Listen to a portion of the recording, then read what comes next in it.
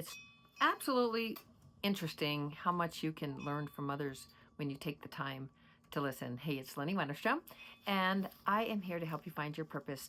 And one of the ways I do that is through reading. One of the tools that I use to do that is I use Dr. Shad Helmstedter's book with his blessing, 365 Days of Positive Self-Talk for Finding Your Purpose. It's almost going to be a year. I always say I think we started November 13th because of 23, because I don't exactly remember, but I know that he certified me on the 9th or the 10th, and for as life coach and as a self-talk trainer. And I had asked his permission to read this to you every single day, and he's like, why hadn't we thought of that before? I think he said something like that. But he's like, yes, do it. And so that's what we do. And I'm also going to give you an update on, you can see that I'm back here at home in West Cliff, Colorado. And this is the view. And obviously the sun is going down. And so it's a little darker when I face that way. But let's go ahead and read this for you today. And this one I am dedicating to my hubby, Steve, just because I love him. So October 27th, that is today, and it is Sunday, day 301. We're on the other side of the trimester of the third. I don't know if you call it trimester, but the third, yes, trimester of the year. So day 301, we're on that side. 65 days left in the year. Remember, it's a leap year. So it's 66, we have 366 days, even though I put whichever day, like I'll put 301 of 365, but it's really of 366. And we are 82.24% done with 2024. October 27th, I take the time to listen to the positive ideas I learn from others. It's very interesting when you take the time to listen, what you can learn from others when you actually put on your listening ears and start listening to what someone has to say, and listen with your whole being and not try to think of what you're going to say or what you're thinking or the judgments or any of it, just listening. And when you really practice listening like that, that skill, like that is a super skill of the very, very successful, because not only are they listening to hear what someone is saying, but they're watching the body language. They're listening for what is not being said. They are listening with the full experience, because one of the reasons why they would be successful is because they're hearing it all, they're seeing it all, they're taking it all in, and they're saying, how is this, like, what am I actually hearing? And they're getting ideas, and they're seeing opportunities, or they're saying, this is not for me, this is not part of my purpose or where I'm going, or but they're taking it in wholly, rather than just thinking, well, what I want to say is this, and what I want to tell them is this, and I want to change their view because of this, and all the things that our busy little minds go. And that is a skill that I have been working on a lot. And I find that when I don't listen, it's very obvious to me. And when I do listen, the gifts come flowing. So let's keep going. I'll just start over again. So I take the time to listen to the positive ideas I learn from others. I find good ideas everywhere. I look for ideas that increase my knowledge, my skills, and my awareness. I am open to new ideas. I learn from them, and my life always gets better because of them. Because you're listening wholly, fully. You're watching the body language. Because somebody could say, yeah, I kind of like you. Yeah, Do you really like me? Let me look in you in the eye if you're like, yeah, she's all right. But what's the body language saying? It's like, I think I might be barking up the wrong tree or something to that. So let's turn it around, because we love to have our higher selves tell us, or the way we learned, right? We learned with someone else teaching us, you the second person, and telling us. So you take the time to listen to the positive ideas you learn from others. You find good ideas everywhere. You look for ideas that increase your knowledge, your skills, and your awareness. You're open to new ideas. Say yes. You learn from them, and your life always gets better because of them. And the more that you listen, the more that you actually start looking at the body language and sensing the energy, because remember, I'm talking about neuroplasticity. Mirror neurons, we are always programming one another, always. And so the more that something is repeated to you, especially if there's emotion around it, or you're influenced by a person, or you really hold them in high esteem, or any of those things, and it's repeated. You think about going to church like every single Sunday, you know exactly, or mass, or wherever you go, you know exactly what they're going to say. Like, I can tell you still from my Catholic years, many years of growing up and going to mass, I know exactly when to stand and kneel, and it's like that's neuroplasticity. It was repeated so often. I knew exactly what it is, what was expected of me, what I was supposed to do, and all of that. So that's how it works. And so this is the thing about neuroplasticity. You get to change your programs, and you get to decide who you want to hang around with, those mirror neurons, which are always like, for me, my goal, one of my huge goals in helping you to find your purpose, but on this channel, is, and very honestly, it's part of my purpose, period, and that is to tell you that you were born with unlimited promise and potential. You can do, be, change, have, create absolutely anything you want to, if you believe you can. And again, that quote that I always say, attributed to Henry Ford, was, whether you think you can or you think you can't, you're right. So this is if I can get that, like, repeat into your brain, and you're getting that through mirror neurons, and you're like, maybe she's right. Maybe I can do, be, change, have, create absolutely anything. That can't be. We're limited by planet Earth. Are you limited? On October 25th, we talked about thinking about limitations, and what you think about, what you can accomplish, and what's important to you, instead of thinking about limitations. So when we think about limitations, we're in lack. We're not thinking about the abundant universe that we are in, and we're definitely not believing in ourselves. Because if we believed in ourselves, we would know that we were born with unlimited promise and potential, and we can do, be, have, change, create absolutely anything if we want to. And so that is a very strong and self-esteem, knowing who you are, where you come from, and what you want, where you're going, and all of that. It all is rolled up into you, the individual expression of source, or of God, or of the one. You are a unique individual expression of that, which means it's only a matter of degree, of all of source, of all of God, of all the universe, whatever you want to call that higher power, that unlimited, infinite energy.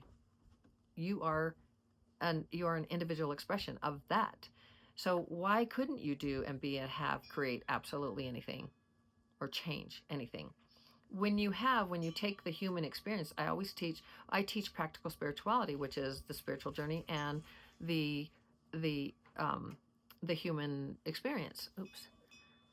And the human experience. So I do focus a lot on the human experience, because your brain, your self-talk, when you're here, if you are thinking that you're less than someone, or you're not good enough, or you're not worthy, or you don't have enough, doesn't matter whether I don't have a good enough home, so I can't bring my boyfriend to see it. That's something I did. I was very ashamed of my home that I was growing up in, that I grew up in, because we were very poor, and there were 9 of us in a house that was very small, and we had cows that we milked, and so it was just, everything was old and dated, and then I'd go into someone else's home. I think they were rich. I had this great idea about what rich people were, which would have been somebody that was middle class, but compared to what I felt we had, it was like, oh, it was embarrassing. But yet I wanted to date all the cute guys from, the great side of town, which I did. But I was very embarrassed when they come to my side of town, and embarrassed of the house. So, and it did turn away. One guy it turned away. It was actually a doctor. It was when I was later, a little bit older, after I had Lynette. And really interesting, the way that we see ourselves.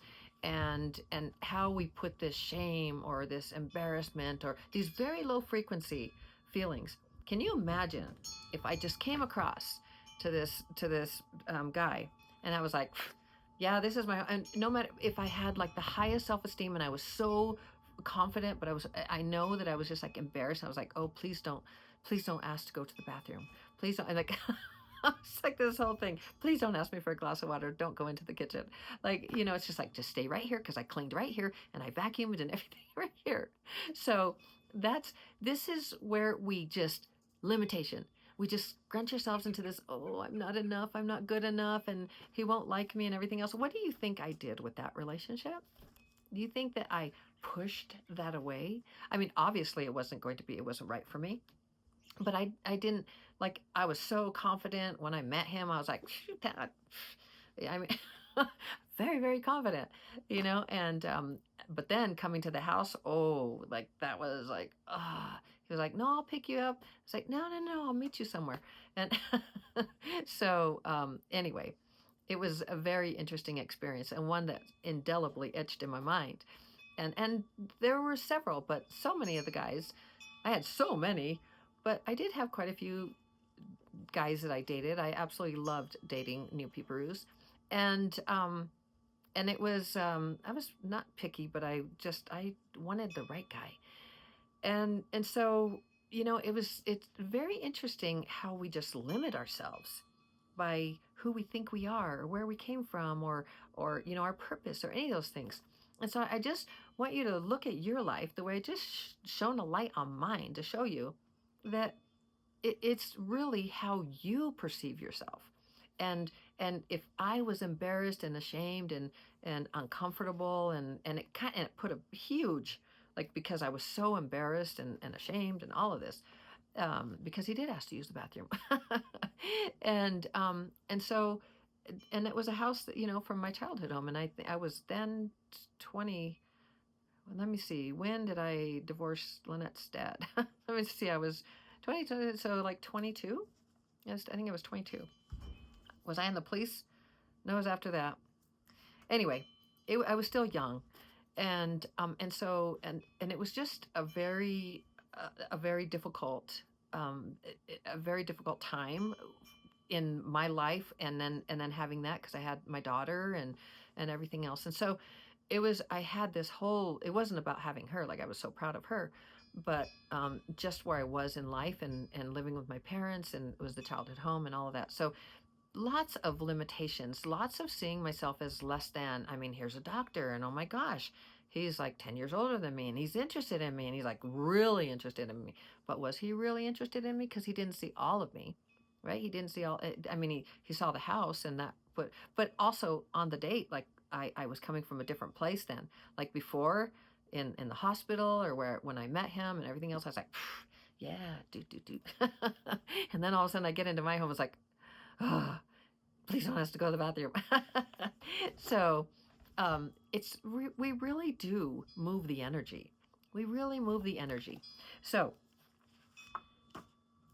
I take the time to listen to the positive ideas I learn from others. I find good ideas everywhere.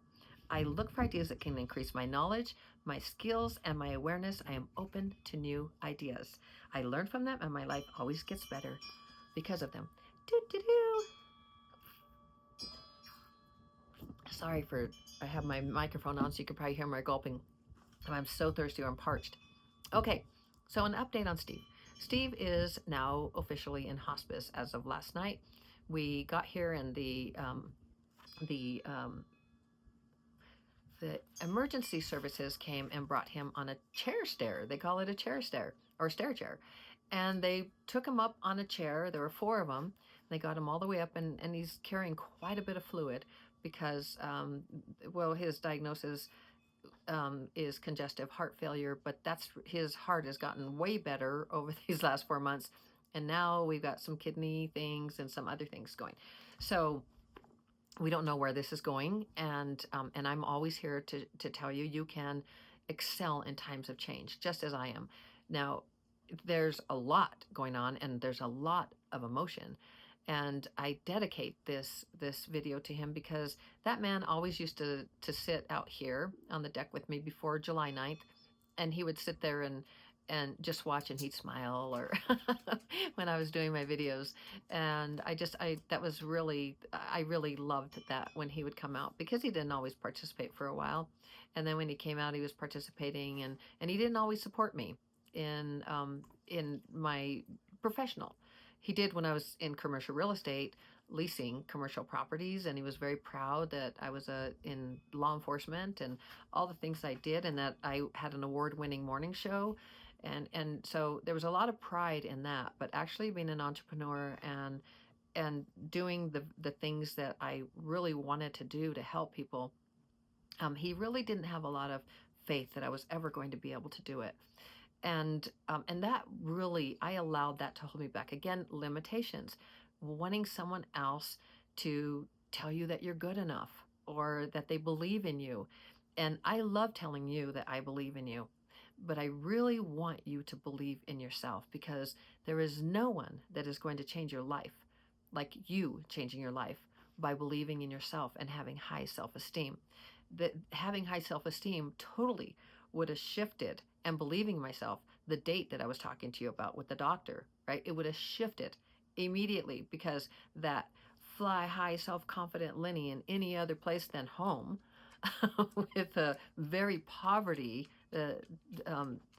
very impoverished home with still old furniture and, you know, just all kinds of stuff, just stuff that you would find in a very old home with like 9 people living in it for a lot of years. So I'm going to switch this around so you can see the mountains, because I love doing that. Let me see. Oops. Here we go. Sorry, let's go this way. There we go. There you can see that view because the sun has gone down. That is so much more beautiful than the other side. Well, it's not so much more. Oh, and the cows are lowing. Oh, we're going to go do this over there. Maybe you can hear the cows. We'll go like this. Dee-dee-dee. Dee-dee-dee. Isn't that pretty? And then we'll finish here. It's all set for winter because I winterized it. I didn't know when we were coming back. But I just decided that was the end of having Steve in hospitals, and it was time just to bring him home, and his body will do as it will, and he will do as he will, and no more, because in his pulling and everything, they'd put him in restraints, and it was no more. I just refused to allow that any longer. And even in this last day, they had a sitter with him, which changed the energy in the room, and they also had a camera that was watching from another place, a video camera, which I had them turn off many times for family privacy. But I ran into, this round was a little different, because I ran into a nurse and a CNA that were just very like, this is the way it is, and rural, very rural oriented. And it was kind of everything is a message to me for positive change. And while I had a visceral reaction to the CNA telling me that I couldn't turn the camera around or turn it off, or I couldn't put a different a cannula in my husband's nose and everything. So I got rid of him, kicked his arse right out, and I went to the charge nurse and did what I needed to do, because that's what you do you on planet Earth. This is a planet of taking action, and I did it with love and compassion. And I even told him, this is a time that anyone would want to show compassion if you know what's going on, and that we're moving him into hospice. This was the last night that he was there, that he had agreed to stay an extra night, because Lynette had asked him, please just stay one extra night, because they thought he had a really bad infection. And I was like, man, there goes his gut health, like wiping him out with more. And I was like, it's too much. And it was up to him. So we stayed one more night, and then we brought him home. That's why we didn't get home, but it's just been incredibly emotional. And it was just like, it's done. We're done. We're done with hospitals. We're done with the whole medical system. And hospice is a whole different animal. and it's about comfort. But in comfort, I'm doing all the things, and I was doing it anyway, but not, it wasn't, I have very unconventional ways of thinking and healing and other things, which is why when I was called myself what did I call myself? I still call myself common sense health expert, but also an unconventional health coach. And that's because I look for ancient ways and other ways and things that people have never heard of, and most people, yeah, have never heard of. People in what I do, they absolutely, people that I know, the circles that I'm in, absolutely know a lot of it. And it's always like, use this for that and this, and it's really just more of a flow of what works. um, with Steve, it doesn't, here's the thing also. You can't always heal everyone, and no one can always be healed, meaning that there's a choice, there's a plan, and I believe strongly that we've chosen everything. That Steve has chosen this, I've chosen this, and that, this whole thing we've chosen. And so Steve's role is where he's at right now. My role is where I'm at and making these decisions for him and doing things. And Lynette's role is supportive and loving, and the things that we have learned, because learning to listen, and and yesterday's for October 26th, like keeping the positive child within me alive and well, being curious, interested in everything, all of these self-talk phrases. And I always want you to excel in times of change. I want you to, because we can crumble and crumple and hide and kick and scream and dig our heels in, and we can oppose, we can resist, so then it persists. Why? Because we create more energy, we put more energy on what we don't want rather than what we do want. So when we focus on what we do want, there's flow, and there's beauty, and there's aliveness that comes with it, and there are opportunities that come from it. And so I just want to share, I've been wanting to share Steve's journey with you, and that may be soon coming to an end. And he may be transitioning soon. We don't know. I don't know. That's up to him and what he has planned. But we are doing absolutely everything we can. And when we took him we absconded from Amarillo with him from the hospital there, if you recall, the admin said, no, he cannot be released. And the doctor had already discharged him. And the security had to take him out because the emergency wouldn't take him, with him not being able to walk very well. They wouldn't take him, not walk very well. He couldn't walk. He had to get they were going to take him on a stretcher. They just wouldn't do it because they said it was going to a lower level of care, releasing him into our care. So, so the security guards had to come, and thankfully, and one nurse stepped up, and we absconded from Amarillo. So that's what we did, and I think that was on the 27th or 28th of September. So almost a month ago, and this time we didn't abscond. This time we just said, here's how we're going to exit. So no more rehab. The rehab sent him back to the hospital twice. The first time, really, there wasn't an answer, but he went right back into the delirium, and or reason, I should say, not an answer, but a really good reason. And so it's just no more with him having things, the things he can pull, the IVs and all of that. I was like, just no more. And he scratches himself, and so, and he's not fully there all the time. When he is, he's helping us with the business. He's doing, when he's there, and now we're not exactly sure what, where this will go. So I dedicate this video to him.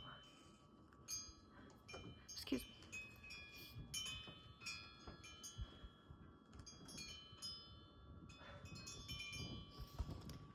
I did have my mic on so you could hear me, but it's been a really long road. And wow, we almost were gone with the wind here.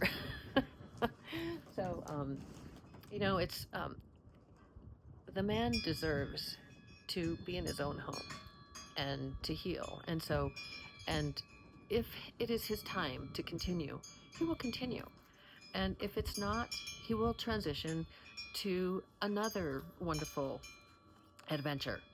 And so this is how you move. This is how you do it. You see, I'm showing you your self-talk, what you say when you talk to yourself, what you believe, believing in self, and standing firm in what you believe, like not backing down.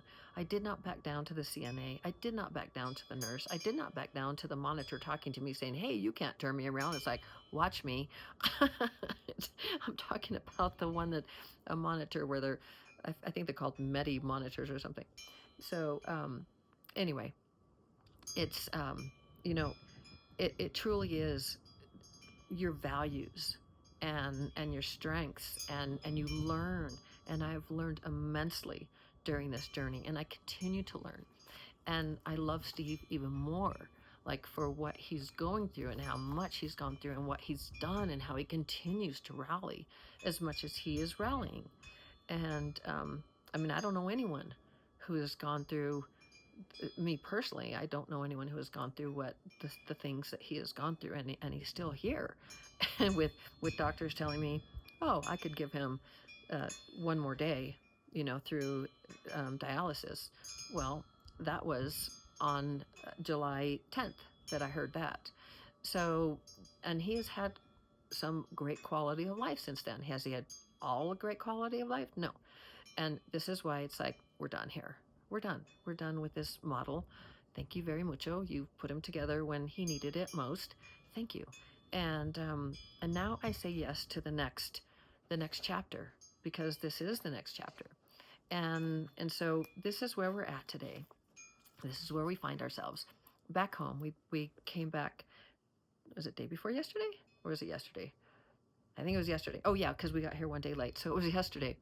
And it was beautiful. The fire department, the medics, they brought him up, and then the hospice nurse came in and gave us all the various medications and all the things that we needed, and we'd gotten a vaporizer, and he's doing just fine. So, and we don't know where it will go, and we're just like everyone else. It'll be where we will see. Feather, ¿qué estás haciendo? ¿Qué haces? Ven. Ven acá. I thought she was just piddling on the carpet here, but not carpet, but the rug. Anyway, so that's the update. That's where we're at. That's where we find ourselves on October 27th, and dedicating this to my baby, to my husband, to the man I love, and on. Whew.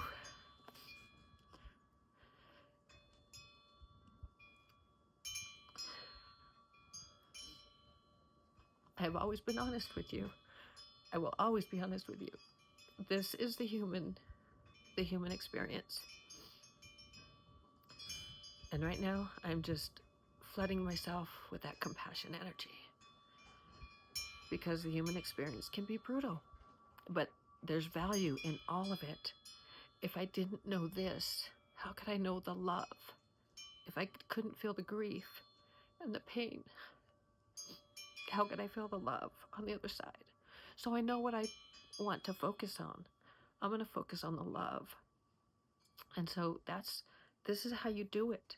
This is how you move and flow through the human experience, because it's not the end all. It's not the end all. This is just a blip, right? It's like the drops of the ocean. They're just, you know, going, and then they're individual expressions of the ocean, of the whole, with their uniqueness of when they started and where they're at and how big or small and long or tall or whatever, and then back into the ocean, and boing, boing. they are the ocean. So that's the story. And thank you for walking through that with me and allowing me to have this moment with you, and telling you why that I dedicate this to my husband, and him being, I can see him in the bed, right in our bedroom, and he hasn't been eating or drinking anything for a couple of days, and so it just, you know, it's difficult to go through this. So I share that for many reasons, but the biggest reason is, one, I love you. Two, you're unlimited. just as I am. And the human experience is just that. It is the human experience, and it's an adventure. And we can look at it as tragedy and tragic and horrible. And I mean, I could tell you many other things in my life. And it's like, oh my gosh, how awful, how horrible. But no, I choose differently. I choose to see things as that if I chose it, none of it can be wrong. Absolutely none of it is wrong. And that's coming from a very empowered space. Whether you believe it or not to be true, doesn't that feel empowering rather than, well, I don't know why I'm here. I don't know how I got here. I mean, now it's like, I chose this. I chose it. I'm here. I chose the experiences, and now that I'm aware of the energy that I'm moving, like the boyfriend that I talked to you about, um, that we had seen each other a few times, but it was only until after he came to my house to pick me up one time that he was gone. And, and that would have been my energy and his energy at seeing, like, like maybe he didn't even care about the house, but he's like, wow, she really changed.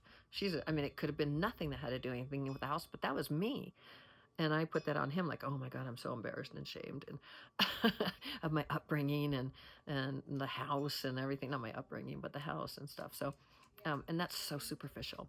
It's so superficial. And it's like, God, that was like, how long ago? I'm 63, and at the time of this recording, I'm 63 on September 1st. So, so that's the story, and it's a beautiful love story between Steve and I. When we first met, it was love at first sight. Absolutely love at first sight.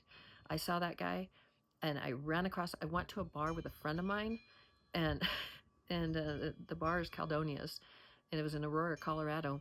And I was in Albuquerque, and I thought, well, I'm just going to go to the big city, Denver, to interview. Aurora is another town or a city around there, pretty big city. And I went there to interview, just to practice interviewing. And he wanted me to go there to be with him, and he was just like, stay just one more night, and because I'm going to go to the bar to see my friends and celebrate something. I was like, okay, one more night. And so we went, and I saw Steve, and I saw him from across the room, and I was like, my eyes, I mean, I could feel it like in my body right now when I saw him, and I was like, wow. And I just beeline straight to that guy. I was like, and I looked at him, and I got his hand, and he was in a suit, and he had a wedding band on, and I was like, shit, you're married. And that's exactly what I said. And I got his hand, and I threw it down. I was like, oh, and I started trying. I was like, wait. And he was in the middle of divorcing, so and moving on with his life, and so nothing had been final. And then this is how we came together. And I was 27, and he was 39. so and so it's a very interesting road when we choose something, and we choose the experiences. And was it all beautiful all the time and fun and everything? Well, that I did not feel supported by him in my business ventures, but man, we RV'd, and we had so many adventures. We had over 100 employees with our commercial real estate company. He supported me. He became the GM for one of the radio stations that I started working when I had a morning show, and then I moved on, and he came back and did things, and we had our company the whole time, and he still supported me and was still the GM, still running our company at the same time, the general manager of the radio station, and then I moved to another radio, and that's where I found my success. And he was very proud, found my success as having an award-winning morning show for a large market, and he was very proud of me with that. And one of his favorite jokes that he would say to everyone was like, he would say, well, she just got a Harley, and now she has two fat boys, because the Harley was a fat boy. That was his favorite joke. He would tell people that all the time, because I said it on the radio. She's like, yeah, can you believe she said it on the air that now she has two fat boys? Being a radio personality, she's just always talking about the family and stuff. It's like, yeah, because you talk about your life. I tell you about my life now. There's no difference. It's you just decide and are respectful. But things like that, they're pretty funny, right? So So now, this for me is just loving Steve and having.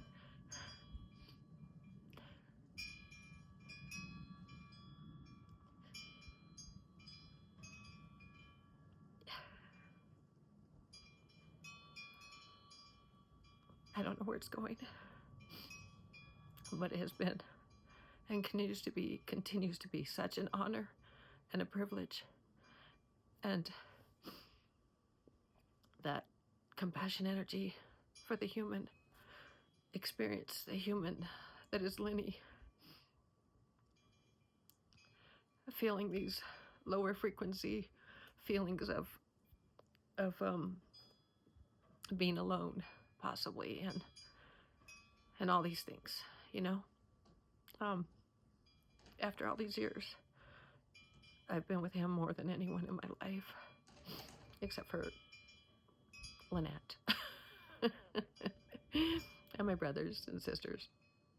It's been well, it depends on the brother and sister. Anyway, it's a beautiful love story, and it's been an honor and a privilege, and continues to be, and it is an honor and a privilege to watch myself grow and expand and listen and be there. And it is an honor and a privilege to watch Lynette go through this. It is an honor and a privilege to grow and to excel in this time of change, from not being in our home to, being in the motorhome, and just all the wonderful people that we have met along the way, and the things that I have learned, and the people that we have met, and the things that we have done. It's just been so wonderful.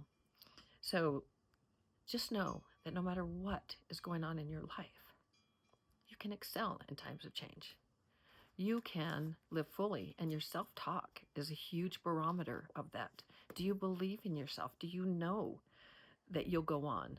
Like if a loved one leaves before you, do you know you'll go on? Do you know you will have success? Do you know, like, where are you with that? And what is your purpose? Would you just crumble and say, okay, my life is over? No, your life is just beginning. It's a new chapter. My life is just beginning.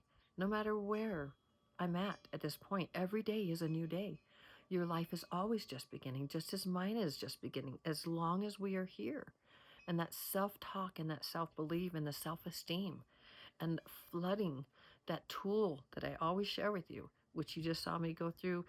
Well, you definitely saw me go through it 2 times, but it is just a beautiful habit. It is neuroplasticity at work. It is flooding myself with that beautiful compassion energy, that love and compassion energy for the human experience. Sometimes it's really painful, and that's part of it. That's part of the contrast. If I didn't feel that pain, how could I know the other side of the joy and the love and all of that? That's where I know how to focus, and having purpose and intention and knowing where I'm going. I'm in a boat with a rudder, and that rudder is so strong. Do I know exactly where I'm going? No, but I have a really darn good idea. I know what my purpose is, and I am steering that way, and everything I do has to do with that purpose, and you're a part of that purpose. So I love you very, very mucho, and you are awesome and amazing. Thank you for allowing me to be very raw and vulnerable and real with you. Pretty much I am.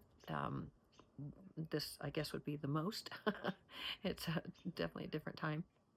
And so, and being home too after all this time, even being in Centennial in our other home, which is now Lynette's home, our daughter, even that was not home. Like, this is home. This is where all of our things are, and a lot of memories that we created. And Steve built this. Like, he drew it with a $97 or $99. I say 97. He would always correct me. 99. Doesn't matter. He got a little. He's never designed anything before, and he just got an architectural program and drew it all out. And now here is our home. And this was phase 1.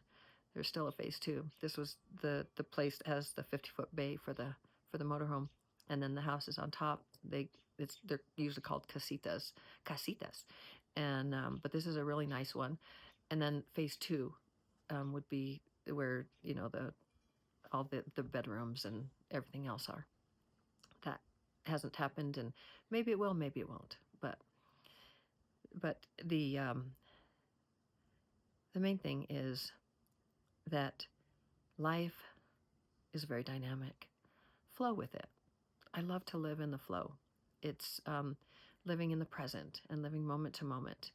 And when I find myself living in the future, I pull myself back in. I flood myself with that compassion energy for those low frequency feelings, and remind myself that there really is only the now. And I'm going to live that as fully as I can and be there and enjoy it, every bit of it, even if it's painful or difficult or any of it. I'm going to feel it. I may not enjoy it, but I'm going to feel it and I'm going to live it fully. So I hope this has been helpful for you in some way, and the tool of flooding yourself with that compassion energy, that golden liquid flowing compassion energy from the divine, just telling me you're okay. You're okay. And speaking of that, the other night I was crying. Steve was in bed at the hospital before we brought him home, and I was crying holding him, and he wasn't like totally there. And I just was crying, laying down on his chest on the bed, and he started patting me, and he said, "You're okay. It's okay." Oh my gosh, that sent me into tears, because that man has never once in my life held me and told me, "It's okay. It's all going to be okay. You're okay." Not once. You talk about a gift. You talk about listening, feeling, and taking the good. So I shared that. That was a little personal, but beautiful. I love you so very, very much. You can do absolutely anything. You were born with unlimited promise and potential. Always remind yourself of that. You can find your purpose. You can do, be, change, have, create absolutely anything. Change your reality. Create a new reality. Become something new. Whatever it is you want. Listen to the self-talk language that Dr. Shad Helmstetter created for you. I always have it in the description. Listen to it every single day, every single day. And the how-to I talked about in October 26th, yesterday's, which was actually today. But I mean, that's when I did it, because all the things that were happening with Steve. But October 26th, day 300. Just look for day 300. But I talked about when you listen to self-talk, here's how to do it, the how-to. All right, cutie butt. I love you so very, very mucho. And I believe in you. I absolutely believe in it. You can do it. You can do absolutely anything. And I know you are learning that is true. As always, shining my light to brighten yours. I'll see you tomorrow.